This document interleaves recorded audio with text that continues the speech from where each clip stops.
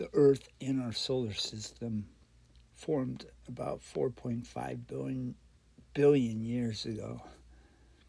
But the Earth back then was a ball of lava orbiting our sun. It took several billion years for it to cool. And in that time, from a ball of lava to the present day, there's been a lot of change. So, as the physical Earth changed, life changed on it. In fact, life didn't begin until 3.8 billion years ago, when we have fossils of the first bacteria. Humans, as a species, didn't arise until only 100,000 years ago.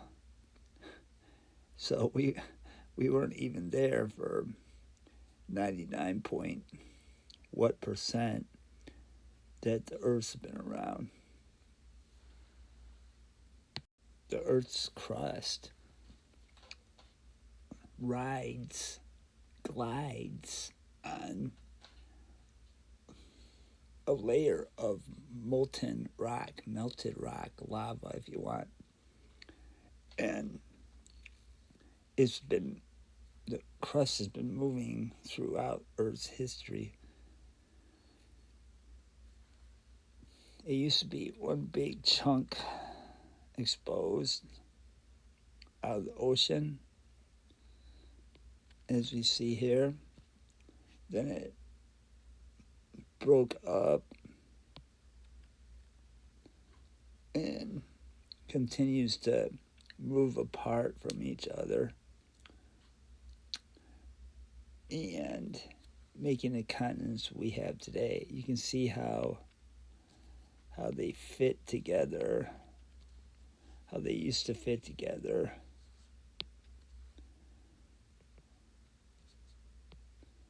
It's pretty cool how that happens. And then this fit right in there. But now they're all... Now India crashed into Asia, as you can see right here. And that's what caused the Himalayan mountains to arise.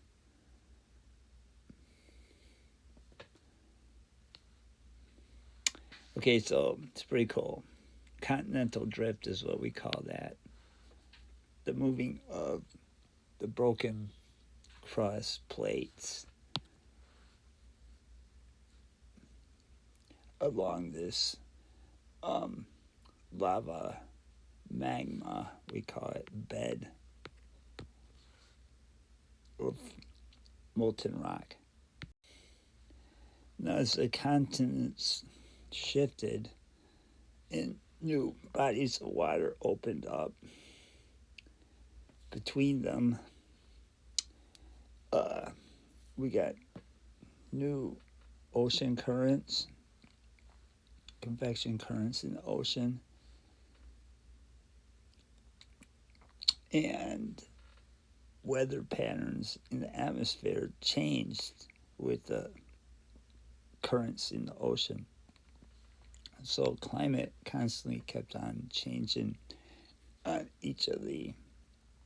over each of the continents with time. So there was different conditions for life as time passed on. So let's look at the atmosphere. When Earth was a ball of lava, there's, of course, a lot of noxious gases in the air, toxic gases in the air. We would never survive, and there was no oxygen. we have fossils that date back 2.6 billion years ago of photosynthetic bacteria that lived in the ocean. They obviously released oxygen from photosynthesis, and that oxygen was very crucial for the evolution of animals who need oxygen for respiration, as well as plants. Plants need oxygen for respiration as well. The oxygen also in the atmosphere turns into ozone in the upper atmosphere. Ozone is O3, and what ozone does is screens out most of the UV from the sun, the ultraviolet rays from the sun. And that's important because we would not have survived with ultraviolet rays hitting us before the oxygen, because it causes DNA damage. So, as the physical world changed, so did life. Some forms could not survive in the way the world was in the past. And as the world changed, physical world changed, mutations caused life to adapt better to the new conditions. So in the fossil record, we can see things that don't exist anymore that were well adapted to the conditions of the past. Dinosaurs. There are no dinosaurs anymore. There were no dinosaurs at the beginning of time.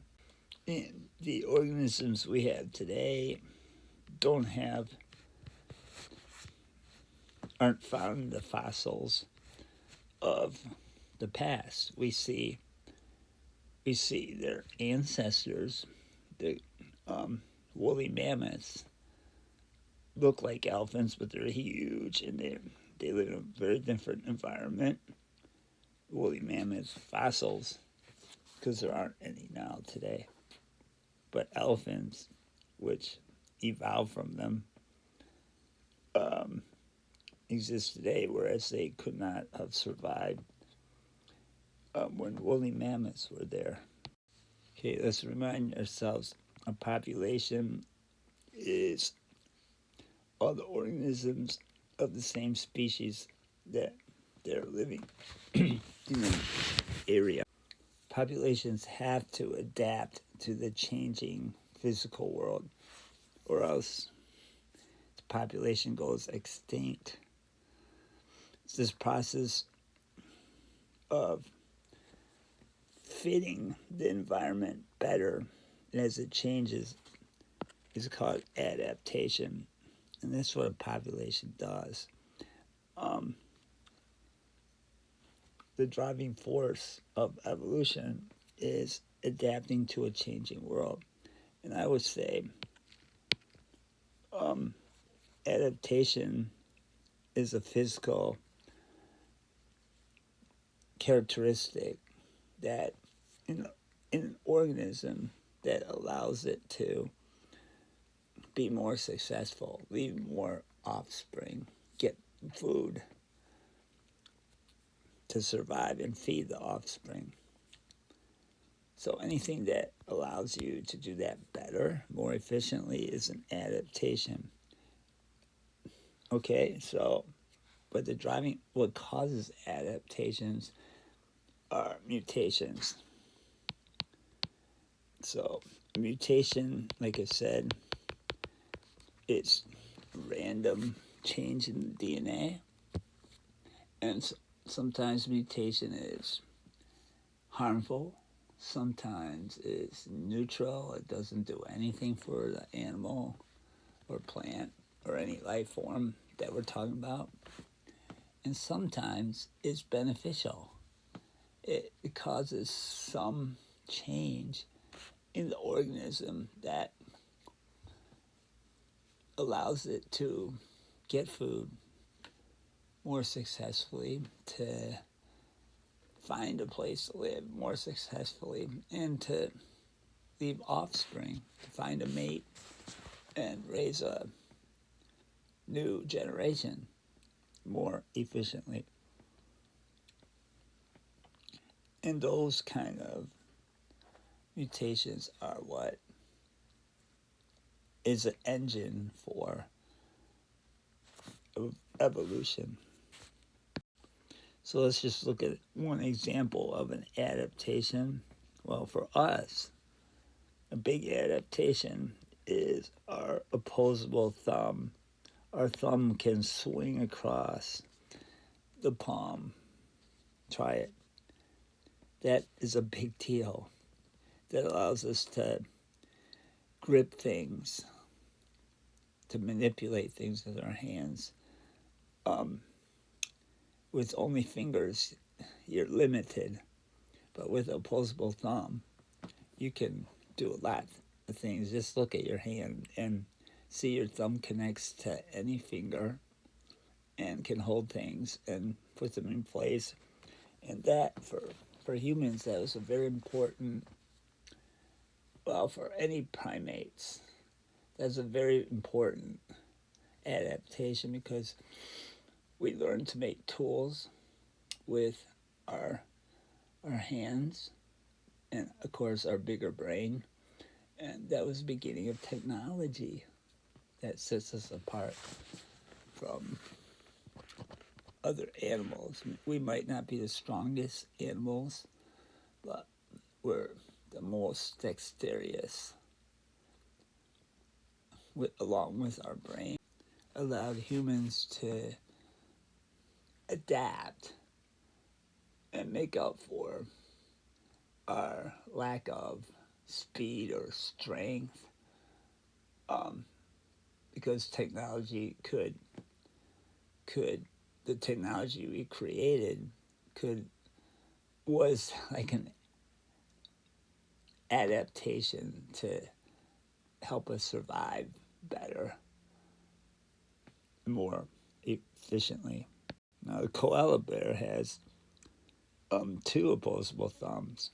That's an adaptation for climbing trees, get higher in the tree to get food that other animals can't, to escape predators. He can climb faster up the tree. Just an example of an adaptation that an animal has. Okay, so a camel has all kinds of adaptations that allow it to survive in a hot, dry desert environment. So he has thick eyebrows and eyelashes to keep the sand out of his eyes. He has narrow nostrils so that the water doesn't escape so quickly. When he's breathing, he's camouflaged. In the distance, you can't see them very well because they blend in with the sand. The hump on his back stores fat, which can be broken down into water and energy and nutrients.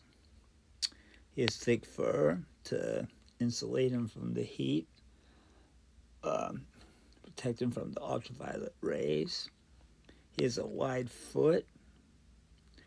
It's like a snowshoe that prevents him from sinking in the sand.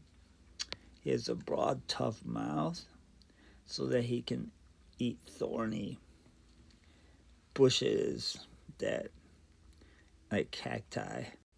Biodiversity is a measure of the different life forms on Earth. So because organisms compete sometimes for similar food sources and living places, this causes them to, the successful ones, to become more specialized so that they don't have to compete as much with other species of organisms. But this leads to an increase in the biodiversity. So there's periods in the fossil record. There's like times that we see mass extinctions. Something happens that really changes the world as they knew it. So, for example, one thing would be the buildup of oxygen in the air that created a whole new place for new organisms that could use the oxygen. Mass extinction, of course, the dinosaurs and a lot of other life forms went extinct when a giant asteroid smacked into Earth and threw up a lot of dust that spread throughout the whole atmosphere, changing the climate drastically because the sun couldn't warm the Earth as well. And that also decreased the number of plants available to eat because plants need the sunlight and they couldn't do as well with the dark sky during the daytime. They need that sunlight, as we talked about in photosynthesis. So one thing I should say, after a mass extinction, you got a huge increase in the biodiversity. Well, so the biodiversity goes way down on a mass extinction, and then it blossoms. It makes more diversity than there was before the event that caused the mass extinction. Also, complexity. Complexity tends to increase over time. An organism becomes able to do more things because chemically or physically. So these two things increase after a mass, especially after a mass extinction. They do anyway because of competition. These increase anyway because of competition for limited resources, but that the rate of biodiversity increases after a mass extinction. Now, what causes a mass extinction? It could be a lot of volcanic activity. It could be a change in the climate because the sun's output might have decreased or increased. Asteroid impact, change in atmospheric oxygen levels, change in carbon dioxide levels in the atmosphere, changes in the position of the continents and the currents, weather changes, changes in available minerals that organisms need to survive. So the physical aspects of the biosphere change the life that exists on the biosphere, and the life that exists changes the physical aspects of the biosphere. So it's a two-way, as they say, it's a two-way process. Now, human interference has been a big issue. Look how much we've changed the physical environment by where we make our cities, how we take resources out of the earth, how we change the ecosystems, the food chains, how we have recently caused global warming with fossil fuel use. As fossil fuel use increased, carbon dioxide increased in the atmosphere, and we cut down the trees that use that carbon dioxide so that the carbon dioxide builds up the atmosphere. And carbon dioxide is a global warming gas. It retains the heat. This is melting the ice caps at a higher rate because the global temperature has risen. It's causing the big storms that we're experiencing here all around the world as well. So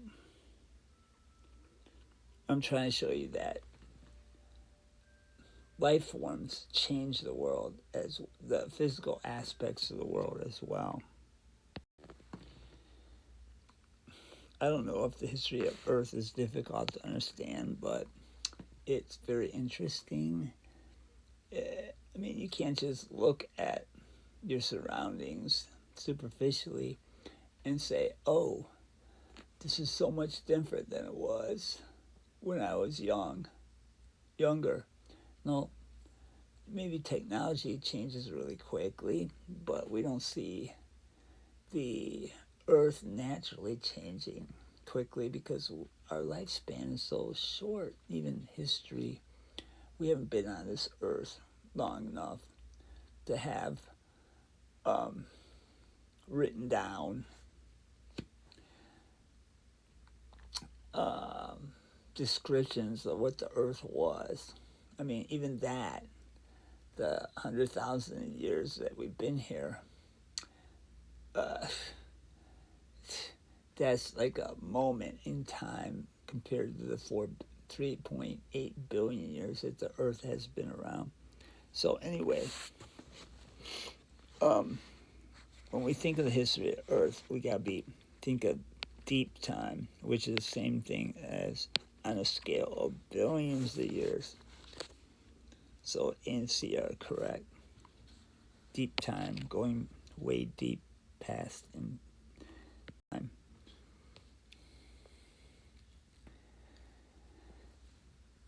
Okay, the appearance of photosynthesis cells cause a change in Earth's atmosphere, added oxygen to the Earth's atmosphere via photosynthesis.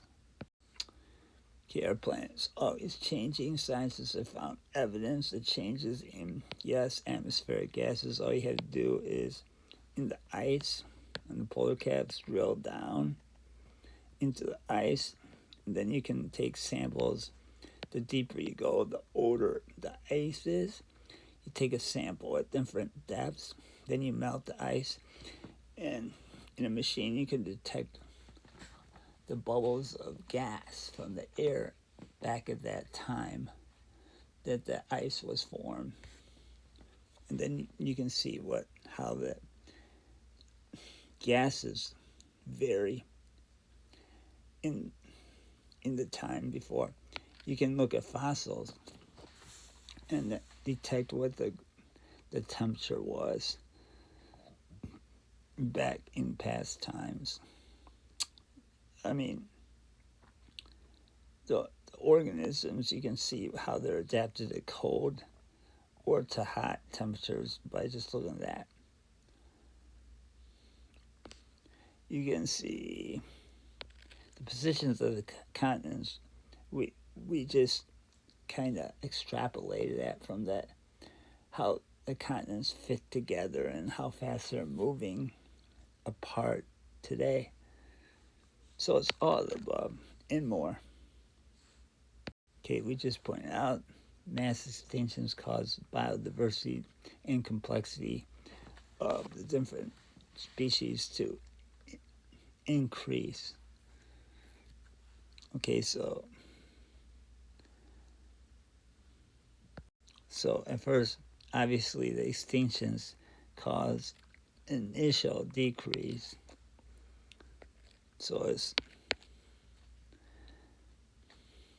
and then increase to greater than pre-extinction levels. Okay, so it's letter D. Okay, an ecosystem, all the living things and the non-living parts that interact together in a given area. When I say a given area, it could be like a forest, it could be a pond, it could be a desert, it could be a prairie. You probably talked about biomes in grade school. Those are different kinds of ecosystems, but these ecosystems will change due to events like hurricanes, blows the big trees over in a forest, flooding, volcanic overflow, fire. That really changes the ecosystem. It takes years for the ecosystem to come back, but we can observe that in our lifetime. Or if it was a big catastrophe, for example, a big killer asteroid hits the Earth, causes mass extinctions, then it takes millions of years for the ecosystem to bounce back. And it doesn't bounce back to what it was before. It has changed. Now, this is not necessarily evolution unless the species change. So what causes a species to change into another species? We're going to talk about that throughout this unit. We'll save that for now. So when a place is disturbed, let's say you stripped all the plants from an area, or let's say a tornado did that, or a construction site, or you left a field, a big giant farm field, abandoned after stripping it of the crops. Okay, so over time, over the years, if you left that disturbed farm field to just sit there over time, first primitive, simple plants, little weeds, moss will grow, and then they'll make the soil better by just being there and dying and adding nutrients to the soil. And then bigger grasses will come in, and then shrubs will come in like 20 years. And then up to 100 years later, there'll be pine forests there. And then hardwoods would start growing if left undisturbed in the next 100 years. So with the increasing time, the the ecosystem becomes more biodiverse,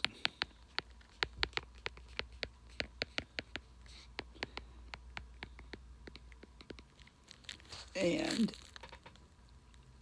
the relationships between the plants and the animals and the bacteria and the fungi, all that gets more complex, more interactions between all the different types of species as time goes on. This is called succession. And succession is basically the ecosystem changing over time, becoming more biodiverse.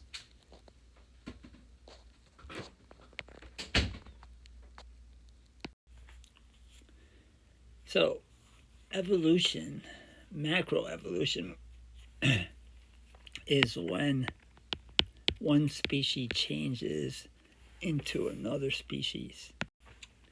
Macroevolution, we don't observe this because usually it happens over thousands of years.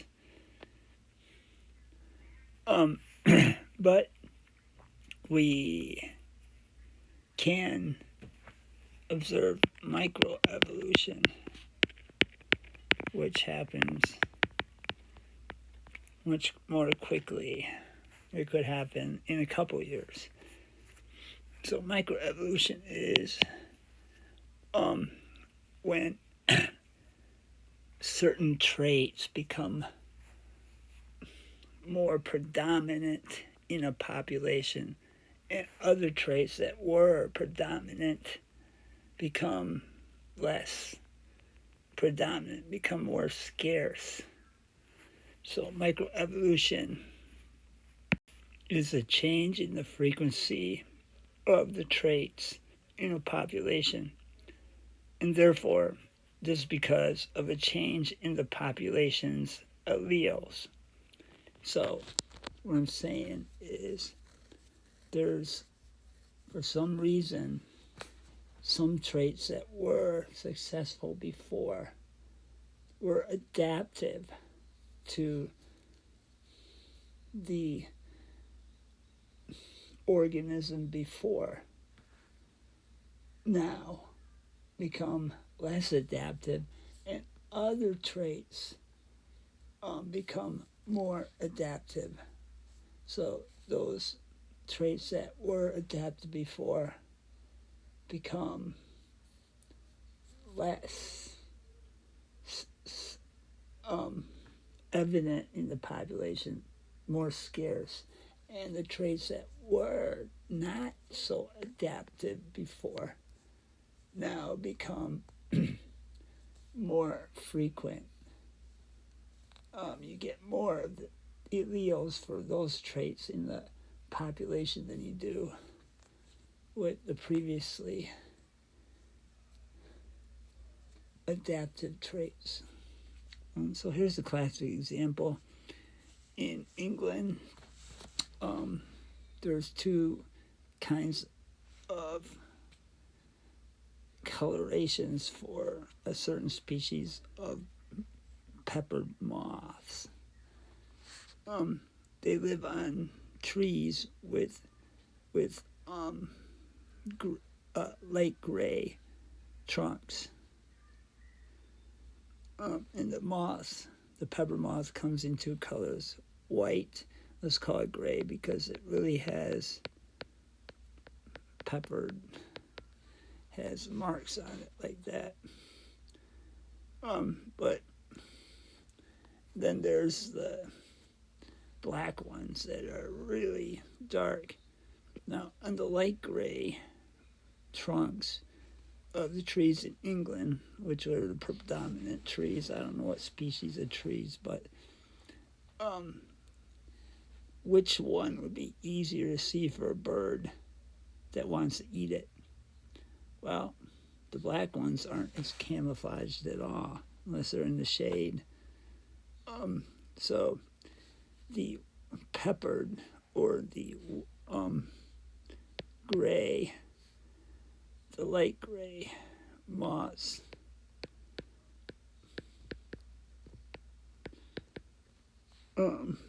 compared to black moths are going to be more adapted to this environment because they will be hard to find for the predator birds.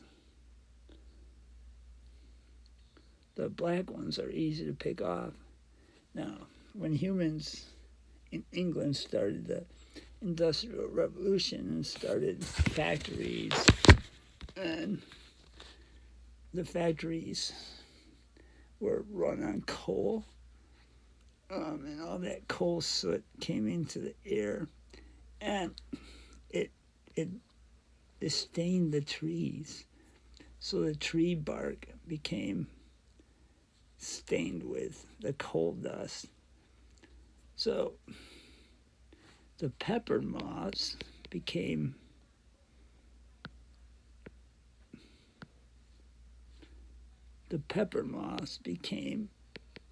less adapted to the surroundings, whereas the dark gray moths, which weren't so adapted before, now are more adapted to hiding from predators. So this pepper moth, which is easy picking for birds now against the darker background of the bark, because they got eaten more, their genes in the gene population decreased in number and became less frequent, whereas these guys thrived. The dark gray ones, the black ones, thrived because they were hard to find for birds. They were camouflaged better. So here you can see as the environment changes, some traits which weren't adapted before become the most adaptive ones, and traits that were very adaptive before become less adaptive. Now, just remind you, adaptive means fitting the environment so that the individual with that adaptation will get more food, will have a bigger survival value so that it can leave more offspring behind. So this chart shows it pretty well. In the late 1800s was when factories started being built, and the Industrial Revolution was in full blast till probably 1980, and then there were other ways that people made money besides factories.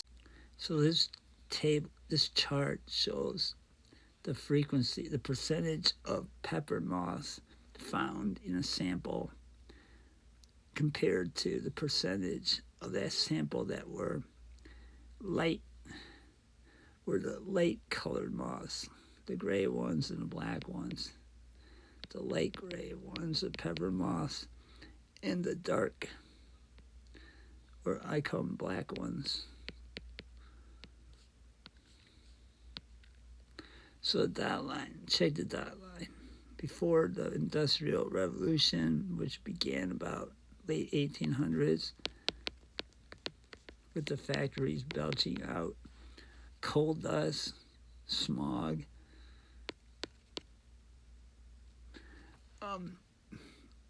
almost all the moths were the light colored ones. Then as the trees got stained with soot,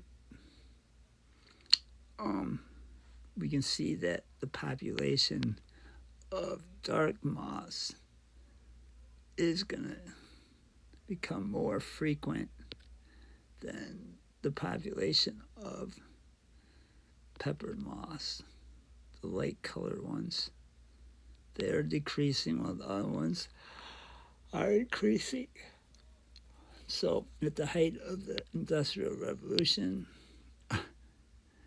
you had mostly the black ones left, and only a few of the light ones could be found. But then as the factories closed down and people did other kinds of things to make money besides buying factories, running factories, the population of the dark, as the trees got less sooty, the population of the dark ones started diminishing, and the population of the light, the pepper moth, started increasing.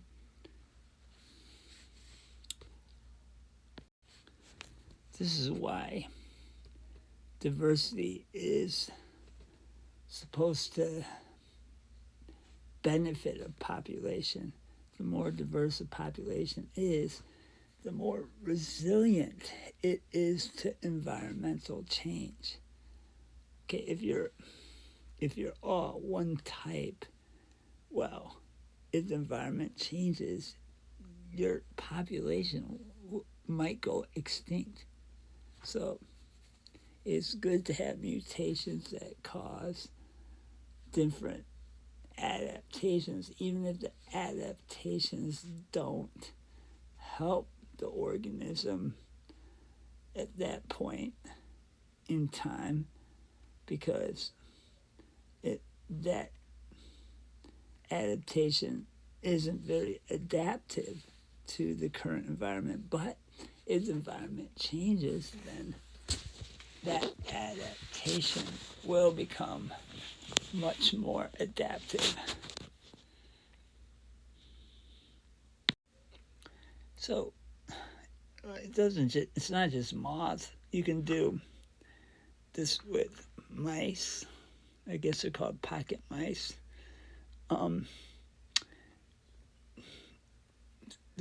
So in different parts of the ecosystem, some are more adaptive on sandstone surfaces than they are on lava rock surfaces.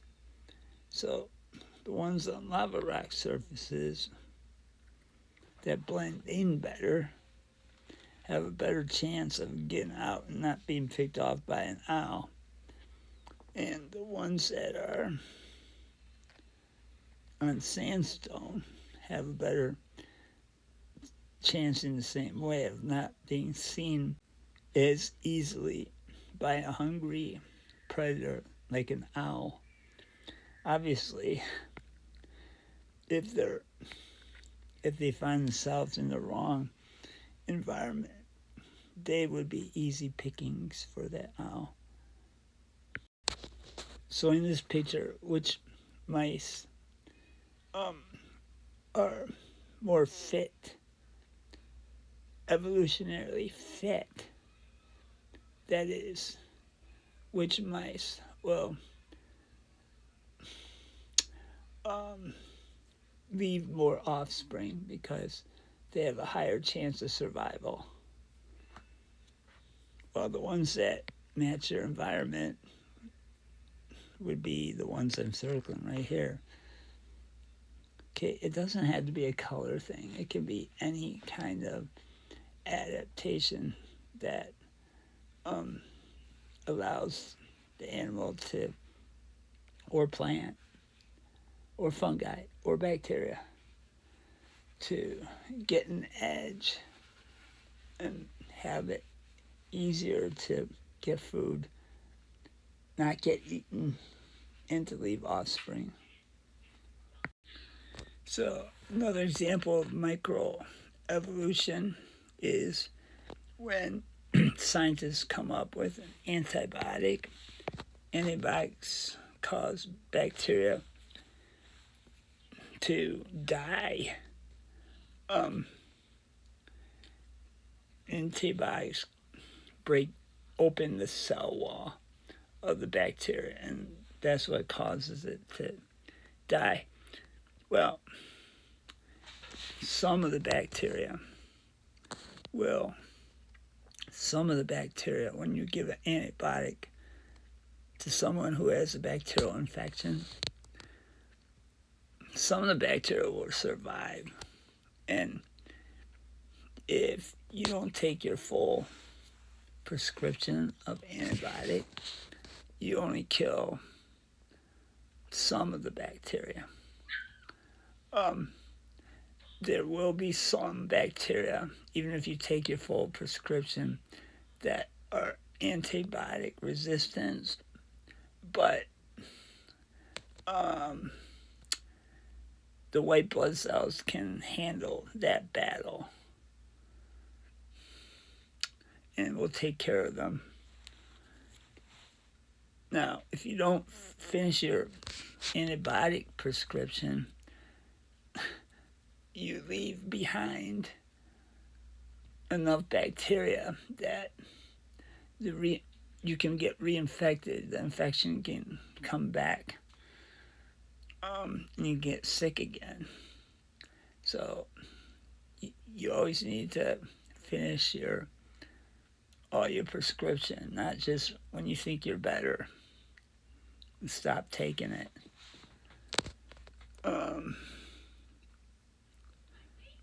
So the antibiotic resistant bacteria can make the other bacteria resistant, remember, by transferring the R factor of plasmid through the F pili. Now, there's a danger in people not finishing their antibiotic, or doctors prescribing antibiotics for viral sicknesses, because you're giving the bacteria an opportunity to get used to the antibiotic and to get resistant, to have the antibiotic resistant gene increase in frequency in the population. And then when that happens, that antibiotic won't be very useful anymore, and researchers will have to have a stronger antibiotic that the bacteria hasn't gotten resistance to yet. So here we see the antibiotic-resistant organism is a little orange bacteria. Antibiotic will destroy the cell walls of the ones without antibiotic-resistant genes. And that guy, if there's a lot of them, can multiply, causing a new infection. Usually the white blood cells, if there's only a few, the white blood cells can wipe them out. Okay, it's important to note that in microevolution, it's not individuals that are adapting. It's a population that's adapting. You can't decide, if you're a mouse, you can't decide, I'm going to change my fur color so I can escape predation better. I can be more camouflaged. You can't just do that. It happens because of random mutations, the fur color, and the ones who have the adaptive fur color, they'll survive, and their alleles for that fur color will become more predominant in that environment. So the population, the gene frequencies in the population will change. We call that the gene pool. All the genes in the population. So individuals don't micro-evolve or adapt. Populations do. Well, yeah, we can think of a human. We adapt to different situations because we got the brain to figure out, okay, I'm gonna have to act like that in that situation. I'm gonna avoid that situation, that environment. So we can do that. But I'm talking about animals and plants that can't make those decisions. So the helpful traits, adaptive traits, become more common in the gene pool than those that are harmful. The harmful ones become less and less common. Example questions. When new populations join an ecosystem, maybe like in succession, they change the environment and cause additional changes in the local population. This phenomenon is known as succession. You can put ecological in front of it if you want. The islands of blah blah was hit by a storm that killed many trees and caused erosion. This event is called, I call it a catastrophe. A disturbance. Okay, it decreases the biodiversity and the complexity of the ecosystem temporarily. And then secession will increase the biodiversity. Okay, Mount St. Helens in the United States, when it erupted, it killed all living things around it for 40 miles. I mean, for miles around it. It covered with this ash. Okay, so it took 40 years before weeds and shrubs started to be able to grow on all this ash. Then eventually other organisms moved in and the biodiversity increased.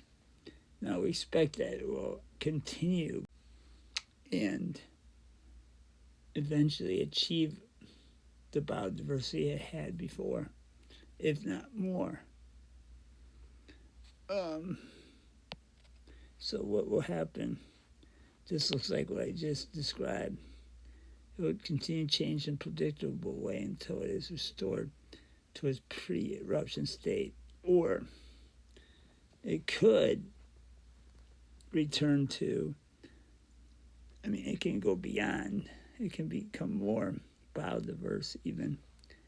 Be unstable, maybe experience, but not likely unless Mount St. Helens blew again. Be replaced by a different type of ecosystem. Well, a different type. I would say, think of secession. It goes from a weedy field to a shrubby field to a softwood forest to a hardwood forest. That's pretty predictable. But as it turning into a pond or into a desert, a different type of ecosystem, that's not going to happen. So I'm going to stick with A. And D, I don't even know what they're talking about. Ecological succession states that populations can change the environment, and the environment can change communities. Obviously, there's interaction between the living things, the populations, and the non-living things, the environment, back and forth. Well, this question is just like the pepper moth or the pocket mouse examples I gave you. So, you got two kinds of traits, dark colored or light colored individuals.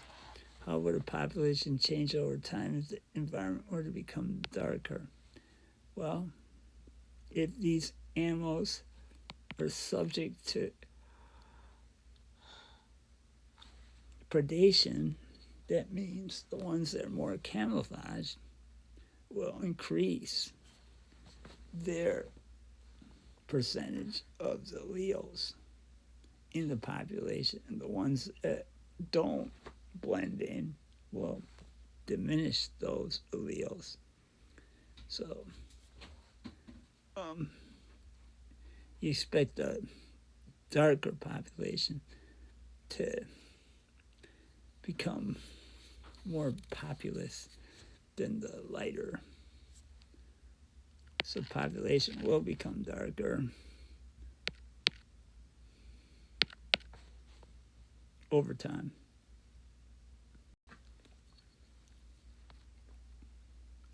Given population animals subject to predation, again, dark color, light. How will light individual change if the environment were to become darker? Well, he won't change. You can't change your color. So